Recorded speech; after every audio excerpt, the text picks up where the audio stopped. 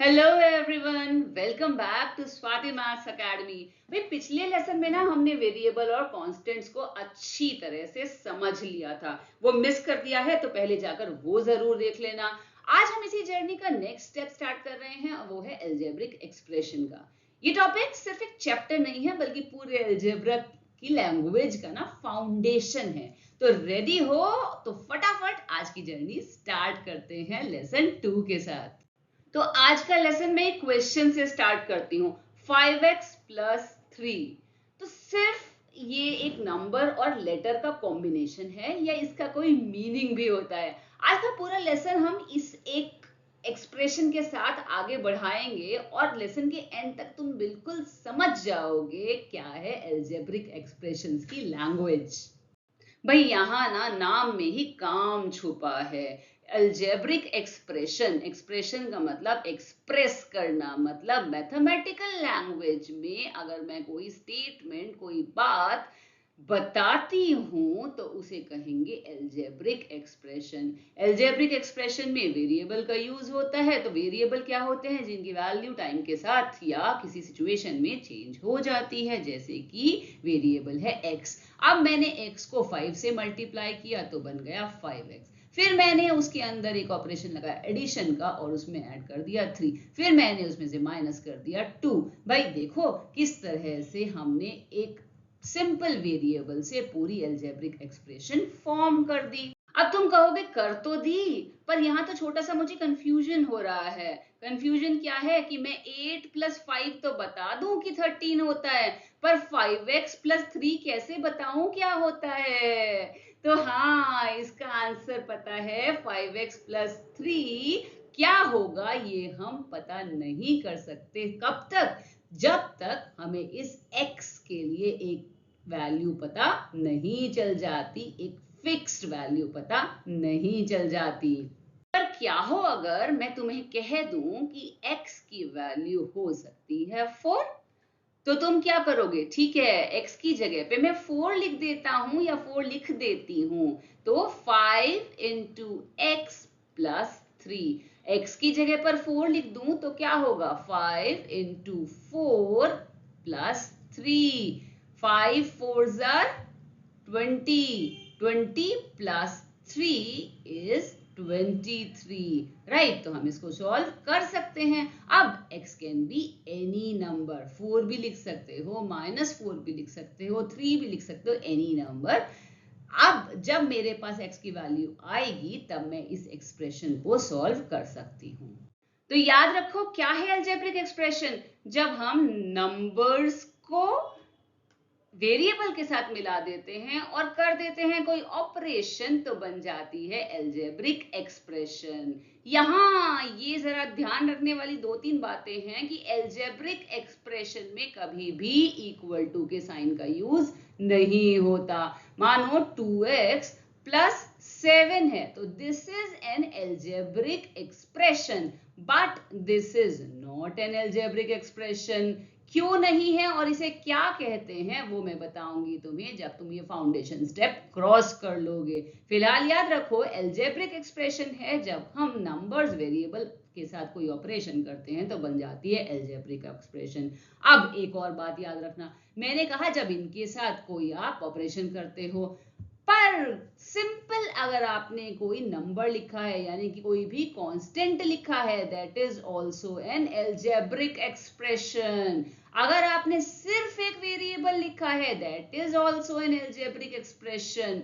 और ध्यान रखना बहुत ध्यान से कि अलजेब्रिक एक्सप्रेशन के लिए नंबर या वेरिएबल खुद हो या उनके बीच में कोई ऑपरेशन हुआ हो, तब जो फॉर्मेशन होती है उसे ही हम कहते हैं अलजेब्रिक एक्सप्रेशन। हमने अलजेब्रिक एक्सप्रेशन के लिए अब तक क्या सीखा है? जल्दी से रिकॉल कर लो, वीडियो को पॉज करो, आंसर दो और चेक करो क्या तुम्हारे आंसर सही हैं या कितने सही हैं। तो सबसे पहला मैंने पूछा था क्या 2a अलजेब्रिक एक्सप्रेशन है? तो बिल्कुल ठीक है, 2a एक एल्जेब्रिक एक्सप्रेशन है। उसके बाद 15 है, मैं याद करो बताया था कांस्टेंट अकेला भी होगा तो एल्जेब्रिक एक्सप्रेशन उसे कहेंगे, तो ये भी एल्जेब्रिक एक्सप्रेशन है। x + 7 वेरिएबल और कांस्टेंट का कॉम्बिनेशन, ऑपरेशन का रखा है बीच में, तो हो गया ये भी एल्जेब्रिक एक्सप्रेशन। अब 8 - 4 = 4। यहां ध्यान करो, मैंने कहा था इक्वल टू का साइन यूज नहीं हो सकता, इसलिए ये एल्जेब्रिक एक्सप्रेशन नहीं हुई। सेकंड, 3m + 2n बिल्कुल है, दो वेरिएबल्स हैं, बीच में ऑपरेशन है। फिर 12 / 3, क्या ये है? हाँ जी बिल्कुल है, ये एक एल्जेब्रिक एक्सप्रेशन। चेक करके बताओ तुम्हारे कितने आंसर करेक्ट थे। अब जब हम बात कर रहे थे कि 5x + 3, इसके अंदर मैंने तुम्हें कहा था x है वेरिएबल और 3 है कांस्टेंट, तो एक नंबर तुमने सोचा होगा बचा हुआ है 5। तो आज हम कर देते हैं उस 5 का भी एक नया नामकरण। तुम्हारे लिए नया हो सकता है, ऑल्दो पहले से ही उसको नाम मिल चुका है। तो पता है क्या हुआ था, इस x के घर में ये कॉफी पीने आया था, इसलिए इसको नाम दे दिया है कोफिशिएंट।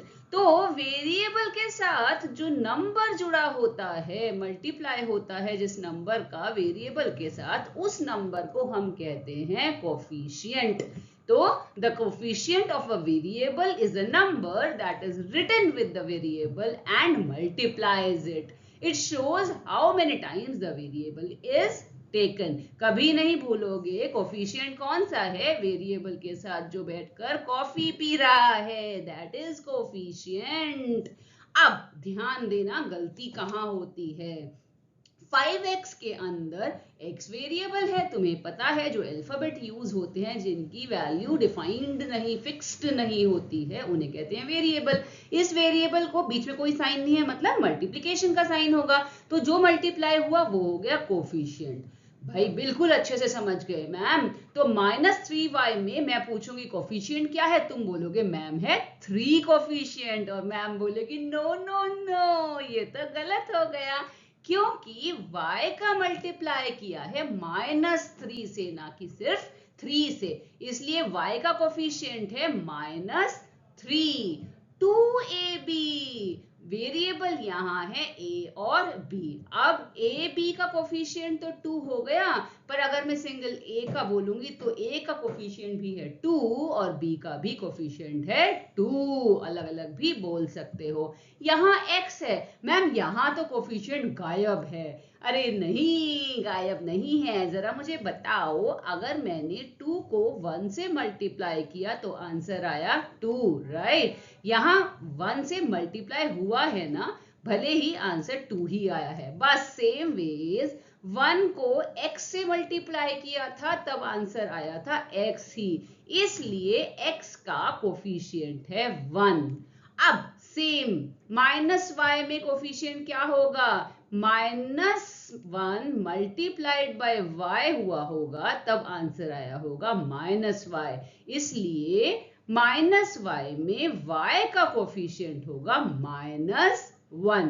बहुत ध्यान देने वाली बात है, 1 मार्क का क्वेश्चन आता ही आता है कहीं भी घूम फिर कर, और जब बड़े हो जाओगे या फर्दर एल्जेब्रिक एक्सप्रेशंस को यूज करोगे अलजेब्रा में, तो ये कॉन्सेप्ट तुम्हारे बेहद काम आने वाला है। बहुत इंपॉर्टेंट कॉन्सेप्ट मास्टर कर लिया है एल्जेब्रिक एक्सप्रेशन। अब आगे के चैप्टर समझना काफी इजी हो जाएगा, क्योंकि तुमने अपनी जो फाउंडेशन है यहाँ एल्जेब्रा की वो पक्की कर ली। तो हमारी इस जर्नी में आज हमने एक चैप्टर पहले कर लिए थे, एक लेसन वेरिएबल एंड कांस्टेंट। आज हमारा दूसरा लेसन हो गया एल्जेब्रिक फाउंडेशन मॉड्यूल का एल्जेब्रिक एक्सप्रेशन। अब नेक्स्ट वीडियो में हम करने वाले हैं लाइक एंड अनलाइक टर्म और एक्सप्रेशंस को, क्योंकि समझ लिया है तो आगे की जर्नी तुम्हारी आसान हो ही जाने वाली है।